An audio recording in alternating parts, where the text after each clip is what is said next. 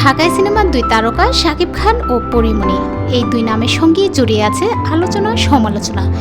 এই জুটিকে বড় পর্দায় দেখা গেছে আরও ভালোবাসবো তোমায় ও ধূমকেতু সিনেমায়। এরপর আর একসঙ্গে দেখা যায়নি তাদের, তবে এবার নতুন করে তারা আলোচনার কেন্দ্রবিন্দুতে চলে এসেছেন। শাকিব খানকে জাপটে ধরে আলোচনায় ফের পরীমণি। সামাজিক মাধ্যমে এরই মধ্যে তাদের সেই বিশেষ মুহূর্তের ছবি ও ভিডিও ভাইরাল। গত শুক্রবার ঢাকা ফ্যাশন ডে 2024-তে হাজির হয়েছিলেন সিনে ইন্ডাস্ট্রি সহ ফ্যাশন দুনিয়ার নামি দামি তারকারা। ফ্যাশন ডিজাইনার ও কোরিওগ্রাফার পিয়াল হোসেনের আয়োজনে প্রধান আকর্ষণ ছিলেন শাকিব খান।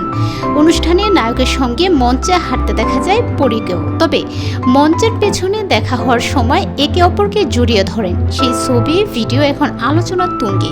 এ সময় পরীমণি শাকিবের কানে কানে কি যেন বলছিলেন। কি এমন বলছিলেন, নেটিজেনদের এমন প্রশ্ন এখন সর্বত্র।